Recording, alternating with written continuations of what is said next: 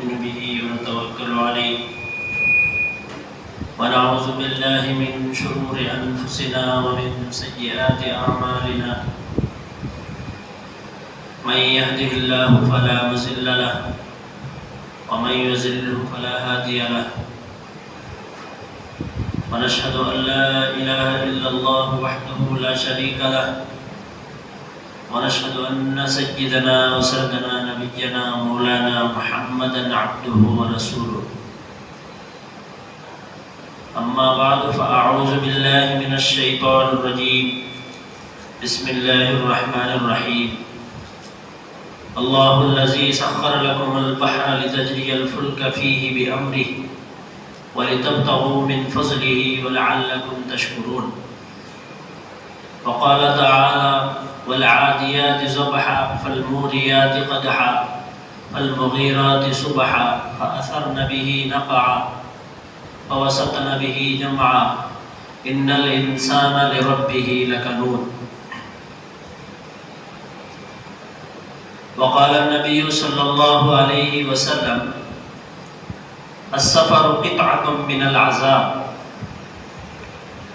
أو كما قال صلى الله عليه وسلم صدق الله العظيم وصدق رسوله النبي الكريم ونحن على ذلك من الشاهدين والشاكرين والحمد لله رب العالمين اللهم صل على سيدنا محمد وعلى آل سيدنا محمد وبارك وسلم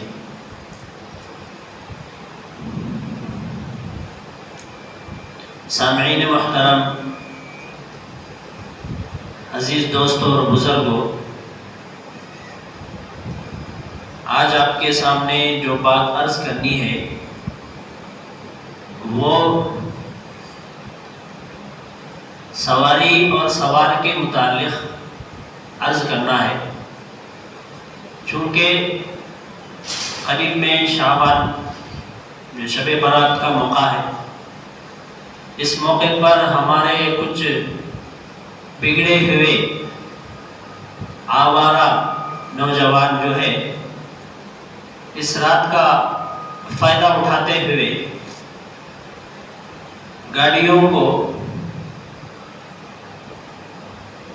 گویا وہ گاڑی پر سوار ہو کر ہوائی جہاز کا تصور کرتے ہوئے گاڑی میں اسے اڑاتے ہیں، ویلنگ وغیرہ کرتے ہیں۔ اس کے متعلق کہ سوار اور سواری شرعی اعتبار سے دونوں کے لیے کیا آداب ہے اسے عرض کرنا ہے۔ اور اسی کے ساتھ ساتھ رمضان کا موقع ہے، رمضان کے بعد بہت سارے مسلمان عید ختم ہوتے ہی دوسرے یا تیسرے دن سیر و تفریح کے لیے نکلتے ہیں، تو اس کے متعلق بھی چند باتیں عرض کرنی ہے۔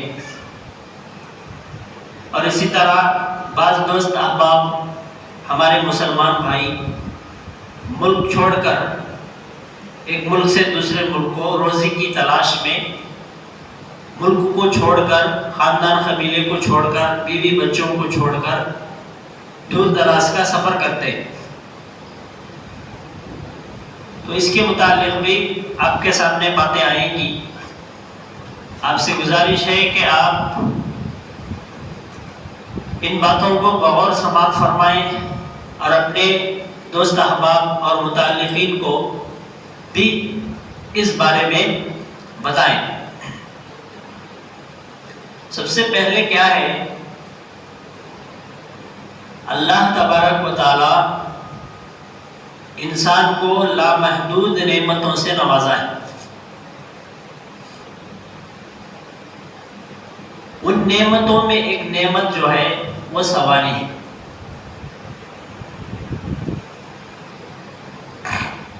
اللہ تبارک و تعالیٰ کا ارشاد ہے، خطبے میں بھی آیت تلاوت ہوئی، اللہ ہی تو ہے جس نے سمندر کو تمہارے قابو میں کر دیا، تاکہ اس کے حکم سے اس میں کشتیاں چلیں، تاکہ تم اس کے فضل سے معاش یعنی روزی روٹی تلاش کرو، اور تاکہ تم شکر بھی ادا کرو۔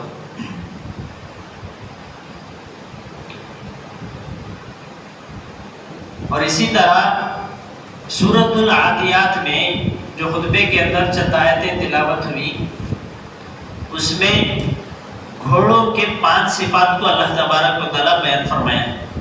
اس کے بعد آگے ارشاد فرمایا ان الانسان لربہ لکنود، کہ انسان اللہ کا بڑا ہی ناشکرا ہے، اسے گھوڑے سے سبق حاصل کرنا چاہیے، عبرت حاصل کرنا چاہیے کہ گھوڑے کے اندر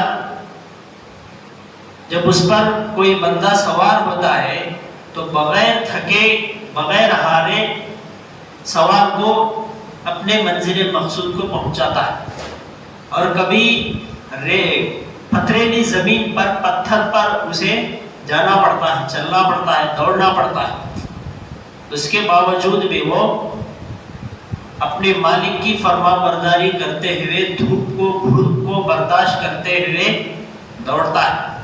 کبھی کبھار جنگ کا میدان ہوتا ہے، دھول گرد و غبار ہوتا ہے اور تلوار کے وار سے اس کا بدن بھی کٹ جاتا ہے، اس کے باوجود وہ اپنی مالک کی نافرمانی نہیں کرتا۔ اور حدیث میں جناب رسول اللہ صلی اللہ علیہ وسلم نے ارشاد فرمایا السفر قطعۃ من العذاب، سفر عذاب کا ٹکڑا ہے۔ کیا ہے؟ سفر عذاب کا ٹکڑا ہے۔ اور یہ بات بھی یقینی ہے کہ سفر کے بغیر انسان کو چارہ کار نہیں ہے، کبھی نہ کبھی کسی نہ کسی طرح سے آدمی کو ایک جگہ سے دوسری جگہ سفر کرنا ہی پڑتا ہے۔ سفر سے لوگ مستغنی اور بے نیاز نہیں ہو سکتے۔ حج عمرے کے لیے جانا پڑتا ہے، تبلیغ کے لیے جانا پڑتا ہے، رزق کی تلاش کے لیے جانا پڑتا ہے، اپنے کسی رشتہ دار کے ملاقات کے لیے، زیارت کے لیے، کبھی موت مٹی کے لیے جانا پڑتا ہے۔ سفر کے کچھ فائدے بھی ہیں اور کچھ نقصان بھی۔ اسی فائدے اور نقصان کے ضمن میں ہمارا پورا عنوان چھپا ہوا ہے۔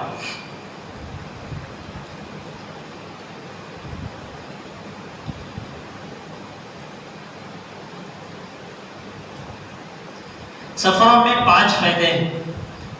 کتنے فائدے ہیں؟ 5 فائدے ہیں۔ پہلا ہے پریشانی کا حل۔ کیا ہے؟ پریشانی کا حل۔ کیسے پریشانی کا حل؟ اللہ جو ہے،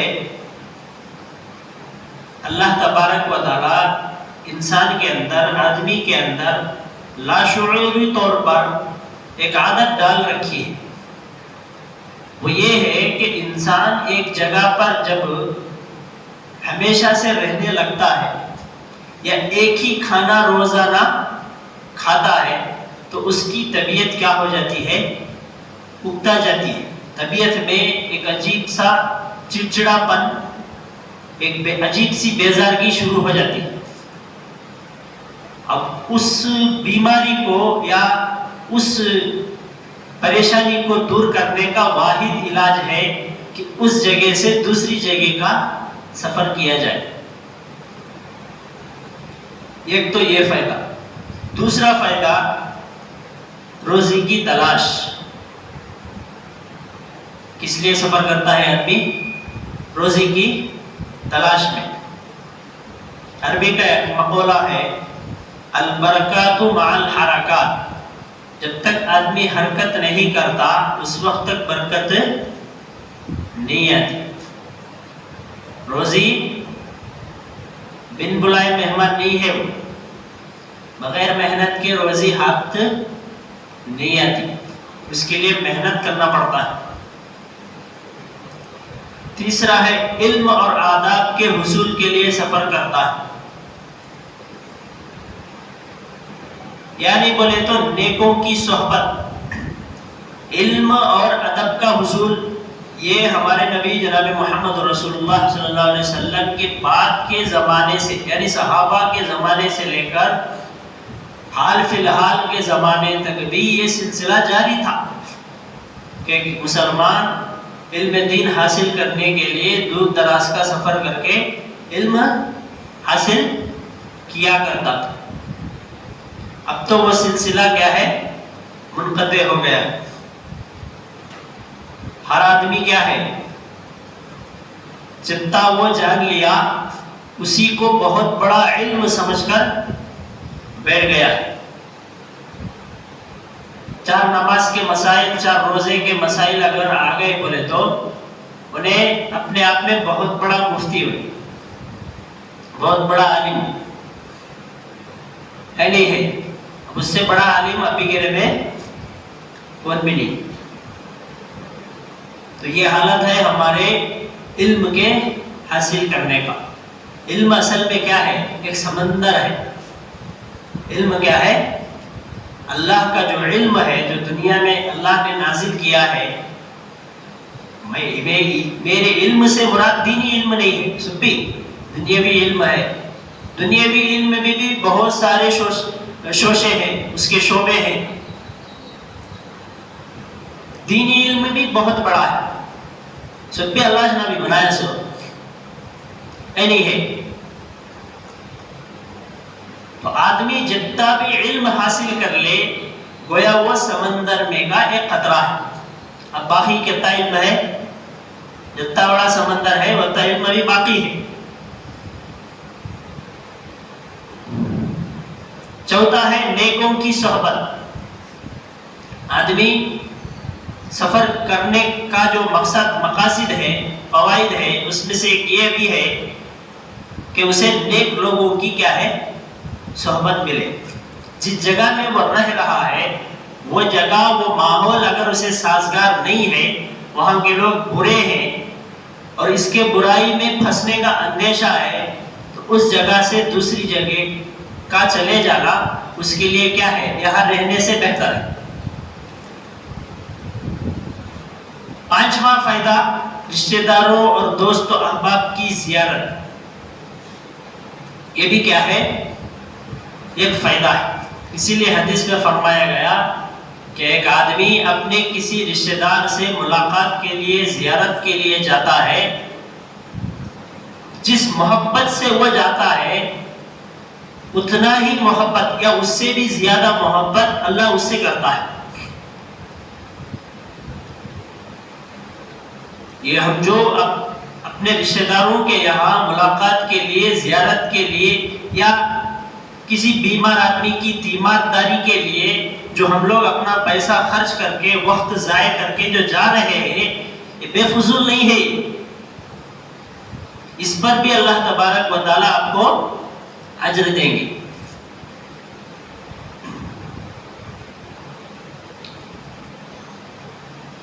اب تو نیکوں کی صحبت کے لیے سفر کون بھی نہیں کرتا۔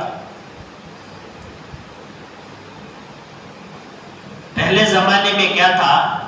جب لوگ سفر کرنے جاتے تو ساتھ میں کتاب لے جاتے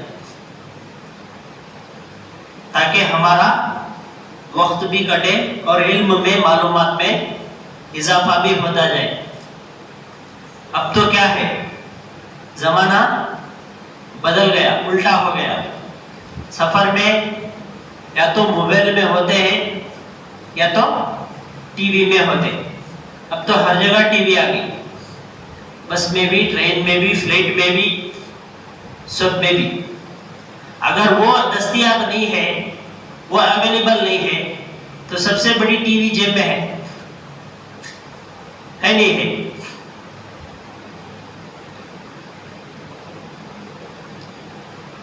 اور سفر، یہ تھے سفر کے فائدے۔ اب سفر کے عیوب کیا ہیں، اس کے نقصانات کیا ہیں؟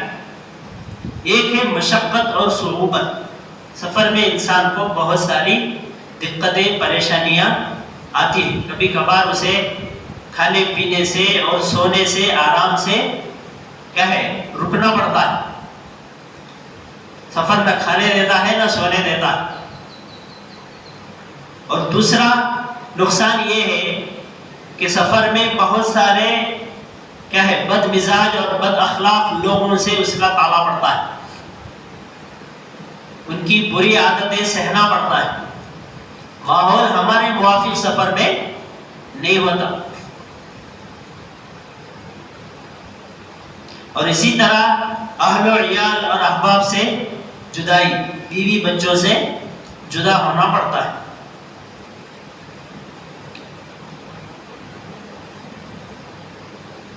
اور سفر کے چند آداب بھی ہیں، اگر اسے ہم سمجھ لیں تو یہ ہمارا یہ جو عنوان ہے یہ اچھی طرح سمجھ میں آئے گا. سب سے پہلے سفر کے لیے سفر کے آدابوں میں سے پہلا جو ادب ہے وہ ہے خالق سے استخارہ، اللہ سے استخارہ کرنا. جس مقصد کے لیے آپ سفر کر رہے ہیں اس مقصد کی کامیابی کو اللہ سے حاصل کرنا. ہمارے اختیار میں صرف سفر کرنا ہے، اس سفر کو کامیابی اور ناکامی میں بدلنا یہ کس کا کام ہے؟ اللہ کا کام ہے. تو اس لیے جب بھی آپ جس بھی مقصد کے لیے، نیک مقصد کے لیے جب آپ سفر کریں تو اس سفر کی کامیابی کے لیے، اس مقصد میں کامیابی کے لیے پہلے اللہ سے استخارہ کرنا. اے اللہ اس میں جو مجھے بہتر ہے، جو میرے لیے بہتر ہے وہ مجھے عطا فرما. دوسرا ہے مخلوق سے مشورہ، یعنی بڑے لوگوں سے، تجربے کار لوگوں سے اس کے بارے میں مشورہ کرنا. تیسرا ہے گناہوں سے استغفار، سفر میں جانے سے پہلے گناہوں سے استغفار کر کے آپ سفر میں نکلیں گے. چوتھی چیز ہے نیک اور پارسا رفیق سفر بنانا. آپ جس کے ساتھ سفر کرنے جا رہے ہیں وہ اچھے اخلاق اور اچھے کردار کا، اگر اس کے اخلاق اور عادات اچھے نہیں ہیں تو کیا ہے وہ سفر آپ کے لیے باعث وبال بن جائے گا.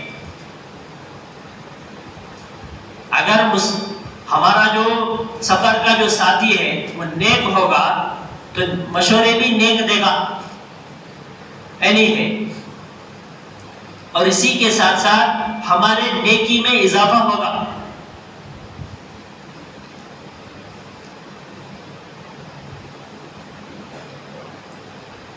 اور ہم لوگوں کی یہ عادت ہے سفر کا جیسے ہی دل میں ارادہ ہوا، نہ سلام، نہ دعا، نہ کلام، نہ مشورہ، فوراً گاڑی اسٹارٹ کرنا، چلے جانا. سواری کی دعا ہم میں سے ہر بچہ، یہاں تک کہ نابالغ بچے کو بھی آج کل گاڑی چلانے آتا نہیں ہے، لیکن سواری کی دعا پوچھو. بعض لوگ کیا کرتے ہیں آٹو میں، کار میں، گاڑی میں جو سواری کی دعا لکھ کر رہتی نا اسٹیکر، وہ لیبل لگا لیتے. ان کی دلیل کیا بولے تو ابھی لکھو ہے نا، ہمیشہ گاڑی میں لکھو ہے نا، اب اسے پڑھنے کی ضرورت کیا ہے؟ جب بھی میں سفر کروں گا اسے دیکھا کروں گا. دیکھنا الگ ہے، پڑھنا الگ ہے نہیں ہے. کسی چیز کے حصول کے لیے آپ جو دعا پڑھ رہے ہیں، سفر کی دعا جو اللہ کے نبی صلی اللہ علیہ وسلم نے ہمیں سکھائی ہے، تعلیم دی ہے، وہ پڑھیں گے تبھی اس کے برکات حاصل ہوگی. صرف لگانے سے کیا نہیں ہوگا؟ وہ فضیلت، دعا جو پڑھ کر جاتا ہے اسے جو فضیلت ملتی ہے وہ فضیلت بنا پڑھے کو نہیں ملتی. اور دوسرا کیا ہے؟ دوسرا کام سفر میں جو نعمت ہمیں ملی ہے سواری کی، اس نعمت کا کیا ہے؟ شکر ادا کرنا. اس نعمت کا شکر کیسے ادا ہوگا؟ کہ اس کی دعاؤں کا اہتمام کرنا. سفر میں دعاؤں کا اہتمام کرنا اور حالت سفر میں تسبیح وغیرہ کرنا، اللہ کی تکبیر پڑھنا، یہ بھی کیا ہے؟ اس نعمت کا شکر ہے۔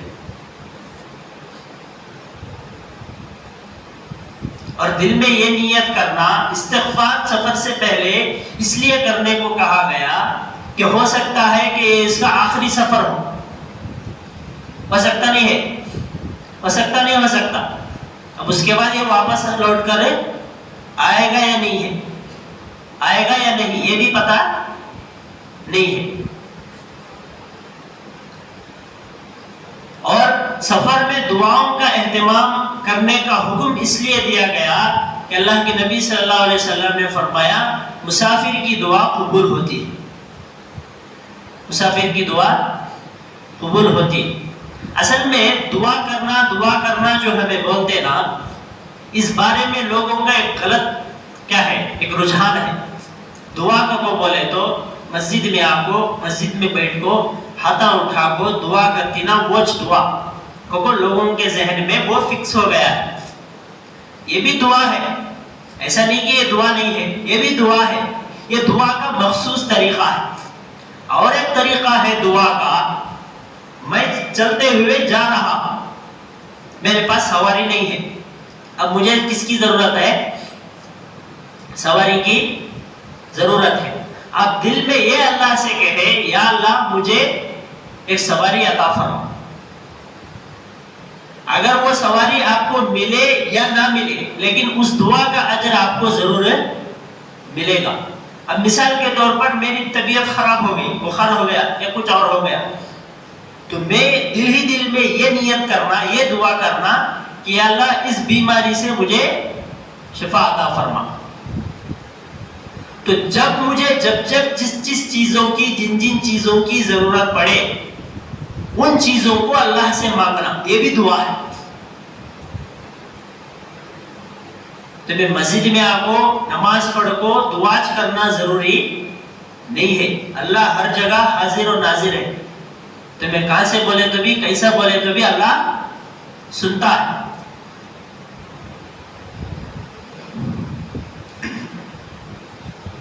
اور سفر میں خصوصی وظائف، بہت سارے حدیثوں میں سفر کے مخصوص وظیفے، مخصوص دعائیں حدیثوں میں وارد ہوئے، اس کا اہتمام کرنا، ان دعاؤں کو پڑھتے رہنا۔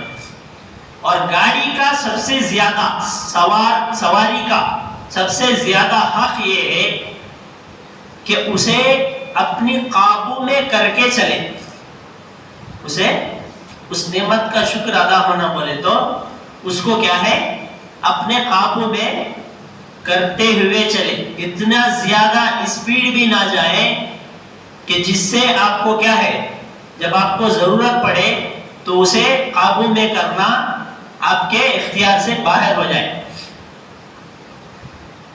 اس کا بھی حق ہے نہیں ہے۔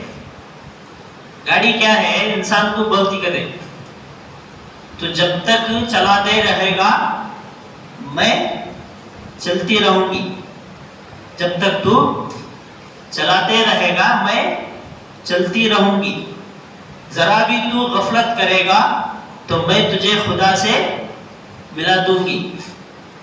سمجھ میں آ رہی ہے بات؟ اس لیے عموماً سواری میں کیا ہے، اپنے ہوش و حواس میں رہنا، بالخصوص نوجوان جو طبقہ ہے۔ اور دوسری بات کیا ہے، شریعت کا ایک اصول ہے، وہ کیا ہے، کوئی بھی عمل آپ کر رہے ہیں، اگر اس عمل پر آپ کی نیت تکبر کی ہے تو یہ کرنا آپ کے لیے حرام ہے، یہ کرنا آپ کے لیے کیا ہے، حرام ہے۔ مثال کے طور پر میں یہ جو لباس پہنا ہوں، اگرچہ کہ شرعی لباس ہے، سنت کا کیا ہے، اقرب الی السنہ، سنت کے زیادہ قریب ہے، لیکن یہ کپڑا بھی اگر میں تکبر کی نیت سے پہنتا ہوں، اس سے کیا ہے، میرا حسن و جمال بڑھ جائے، مجھے کیا ہے، لوگ بہت بڑا عالم کہے، بہت بڑا آدمی کہے، یا بہت پیسے والا آدمی کہے، تو یہ پہننا بھی میرے لیے کیا نہیں ہوگا، جائز نہیں ہوگا۔ سواری آپ کتنے لاکھ کی تو بھی خریدے، وہ آپ کی مرضی ہے، آپ کا پیسہ آپ کی مرضی ہے، لیکن آپ تکبر کی نیت سے خریدتے ہیں تو یہ کرنا، یہ خریدنا آپ کے لیے کیا ہو جائے گا؟ ناجائز ہو جائے گا۔ آپ کسی ضرورت سے جا رہے ہیں، جلدی میں ہے، کہیں جانا ہے، تو آپ گاڑی کے کیا ہے سوار ہو کر تھوڑا تیز رفتار سے جا رہے ہیں تو یہ جانا آپ کے لیے جائز ہے۔ اگر کوئی سواری پر سوار ہو کر اس نیت سے تیز رفتار سے جائے کہ لوگ مجھے کیا کہیں، اچھا ڈرائیور سمجھے، ہے نہیں ہے، آنے جانے والے میں میرا عجب پیدا ہو، تو یہ کام کرنا آپ کے لیے حرام اور ناجائز ہے۔ ہمارے اکثر و بیشتر نوجوان جو روڈا میں ویلنگا وغیرہ کرتی، یہ کیا ہے؟ یہ کرتب دکھانا مقصد نہیں ہے، ان کا ٹیلنٹ دکھانا مقصد نہیں ہے، بلکہ تکبر کرنا مقصد ہے۔ اگر آپ اتنی ہی گاڑی کے شہسوار ہیں تو یہ شہسواری میدان میں دکھانا، پہاڑوں میں جا کر دکھانا۔ اور دوسری بات کیا ہے، مرنے والا انہیں خود مر کو جڑوں کو گیا تو کیا بھی نقصان نہیں ہے، لیکن مرنے والا مر کر بہت سارے نسبتیں پیچھے چھوڑ کر جاتا ہے۔ شوہر ہے تو بیوی کو کیا ہے بیوہ بنا کر، بے سہارا بنا کر چلے جاتا ہے۔ اگر باپ ہے تو بچوں کو بے سہارا اور یتیم بنا کر چلا جاتا ہے۔ چھوٹا بھائی ہے تو اپنے بڑے بھائی کے ارمانوں پر، جذبات پر کیا ہے پانی پھیر دیتا ہے، قبر میں دفن کر دیتا ہے۔ اگر ماں باپ ہے زندہ تو ماں باپ کے لیے اپنے نوجوان بچہ اپنی زندگی ہی میں مرنا، یہ اس سے بڑی مصیبت ماں باپ کے لیے کوئی اور نہیں ہے۔ اس کی غم میں وہ گھٹ گھٹ کو مر جاتے۔ تو ایک آدمی کا دنیا سے چلا جانا یہ صرف اس کا جانا نہیں ہے، بلکہ اتنی ساری مصیبتوں کو دے جانا ہے، یہ ذہن میں اچھا رکھیں۔ اور سواری جو ہے انسان کی ضرورت کے لیے، اس سے ہماری ضرورت پوری کرنا مقصد ہے، اس میں اسٹائل مارنا مقصد نہیں ہے۔ پاس جانا، گرلنگ کرنا، گر کو ٹانگا توڑنے کو، زندگی بھر دوسروں کا محتاج ہو کو بیٹھنا، یہ مقصد نہیں ہے۔ اور وہ بھی ایسی رات میں، عبادتوں کے رات میں، شب قدر میں، شب برات میں، جو کہ کیا ہے عبادت کرنے کے راتیں ہیں، اللہ سے مانگنے کے راتیں ہیں، وہ سبھی ایسی رات میں ہمارا کیا ہے نوجوان طبقہ روڈوں پر، گاڑیوں پر سوار ہو کر بےہودہ لڑکوں کی طرح اور آوارہ لڑکوں کی طرح کیا ہے خود کی بھی نیند برباد، کم سے کم عبادت تو کرے نہیں، جاگو سوتا تو بھی فائدہ ہوتا، نیند آتی، نیند پوری ہوتی، خود بھی کیا ہے مصیبت اٹھا رہا ہے اور دوسروں کو بھی تکلیف دے رہا ہے۔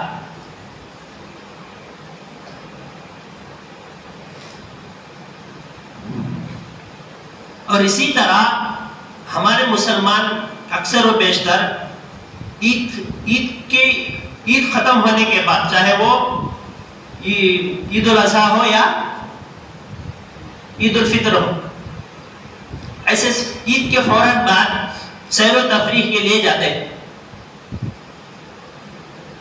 اگر یہ سفر صرف سیر و تفریح کی نیت سے ہو، اس میں کوئی غیر شرعی کام نہ ہو، جیسے عید کے فوراً بعد کو سا تو بھی ایک نیا پکچر ریلیز ہوتا، اکثر و بیشتر ہوتا نہیں ہوتا، رمضان کے بعد بھی، بقرعید کے بعد بھی کو سا تو بھی ایک مووی پکچر ریلیز ہوتی، تو پورے ملک کو کیا ہے رمضان کا حق ادا کرنے تھیٹر کو جاتی ہیں، پوری فیملی مل کو ہے نہیں ہے، ہو رہا نہیں ہو رہا ایسا، تو یہ اس کے لیے سفر کرنا، اس کے لیے جانا یہ ناجائز اور حرام ہے۔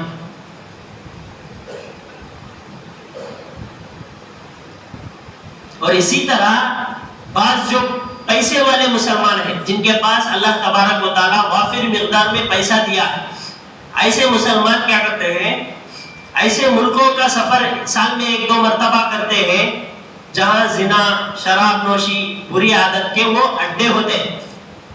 ایسی جگہ جا کو کیا ہے اپنی سیر و تفریح کر کے آتے ہیں. ایسی جگہ جانا اور اس نیت سے جانا کہ وہاں پر جا کر وہاں کے ماحول سے میں متاثر ہو کے آؤں گا، یہ سفر کرنا بھی ایسی نیت سے جانا بھی کیا ہے ناجائز اور حرام ہے. تو اس لیے سواری جو ہمیں اللہ نے دیا ہے وہ اللہ کی بہت بڑی نعمت ہے. اچھی سواری ہونا، اچھا گھر ہونا، اچھی بیوی ہونا، اچھے بچے ہونا، خوبصورت چہرہ ہونا، اچھی صحت ہونا، یہ سب کیا ہے اللہ کی دی ہوئی نعمت ہے. اس نعمت کا شکر ہمیں فیلنگ ادا کرنا سو. یہ جو جوانی ہے، جو طاقت ہے، یہ طاقت ہمیں کہیں اور دکھانا سو. سواری کو بیٹھنا ہے. پہلے کے نوجوان کیا ہے محمد بن قاسم، صلاح الدین ایوبی، ٹیپو سلطان شہید رحمت اللہ علیہ، نوجوان ایسے بنتے تھے. اب کے نوجوان فلمیں دیکھنے میں آگے، موبائل چلانے میں آگے. اسی طرح گلی میں کیا ہے بیکار وقت کھڑے ہو کر میٹنگ، صبح سے شام تک کھڑے تو بھی شام تک بھی ان کے باتیں پورے ہوتے ہیں. بیکاری، ہوٹل بازی، گھر ہونے کے باوجود گھر میں ماں باپ، والدین، بھائی بہن، جورو بچے سب ہونے کے باوجود جب وہ ہوٹل میں چڑھتے. یہ ہوٹل بازی بھی بہت بڑی بری عادت ہے. ہاں کبھی کبھار آدمی سفر پر ہے یا گھر میں کوئی پکانے والا نہیں ہے تو ایسے وقت میں آپ کے لیے کیا ہے ہوٹل کا کھانے میں مذائقہ نہیں ہے. گھر کے کھانے میں جو برکت ہے وہ ہوٹل کے کھانے میں زندگی بھر کھائے تو بھی نہیں آتی، الٹا صحت بھی آپ کی خراب ہوتی. تو یہ ہوٹل بازی کو بھی کیا ہے چھوڑنے کی ضرورت ہے. اکثر و بیشتر آدمی جو بیماریوں میں مبتلا ہوتا ہے، بڑی بڑی بیماریوں میں، اس کی وجہ بھی کیا ہے باہر کا کھانا ہوتا ہے. اکثر و بیشتر ڈاکٹروں کا یہی کہنا ہوتا ہے کہ باہر کا کھانا نہیں کھانا چاہیے. جہاں تک ممکن ہو سکے باہر کے کھانے سے بچنا چاہیے. تو یہ تھی چند اہم اور ضروری سوار اور سواری کے متعلق آداب اور اصول. یہی شرعی اصول اور آداب ہے. ان آداب کی رعایت کرتے ہوئے اگر ہم سفر کریں گے تو اس سفر میں اللہ تبارک و تعالی ہمیں کیا کریں گے کامیاب بنائیں گے. سفر سقر ہوتا ہے مگر وسیلہ ظفر ہوتا ہے. سفر اگرچہ کہ مشکلات میں گھرا ہوتا ہے لیکن اس سفر کے بعد اللہ تبارک و تعالی اسے کامیابی دیتے. جس طرح اللہ کے نبی صلی اللہ علیہ وسلم طائف کے لوگوں سے بیزار ہو کر ان سے کیا ہے دھکے کھا کر واپس آ گئے تو اس کے فوراً بعد اللہ تبارک و تعالی انہیں معراج کا سفر عطا فرمایا اور ایسی بلندی عطا فرمایا جہاں تک نہ کوئی انسان نہ کوئی فرشتہ پہنچا ہے. ہمیں جسے مقام اور مرتبہ بولتے نا اس مقام اور مرتبے سے بھی آگے جا ہوا ہے. اللہ کے عرش کے سامنے جا کر اللہ سے بات چیت کر کے آئے. تو سفر مشکلات سے گھرا ہوتا ہے، اسی لیے سفر میں کیا ہے احتیاط اور جہد ضروری ہے. اور جب آپ سفر پر جائیں گے تو جہاں تک ممکن ہو سکے جلد از جلد واپس آنے کی فکر کرنا اور جانے سے پہلے مسجد میں آ کر 2 رکعت نفل پڑھنا، پھر سفر سے آنے کے بعد بھی 2 رکعت کیا ہے نفل پڑھنا. یہ بھی ہمارے نبی جناب محمد رسول اللہ صلی اللہ علیہ وسلم کی سنت میں سے. کریں گے نبی انشاءاللہ. اللہ ہم سب کو عمل کی توفیق نصیب فرمائے.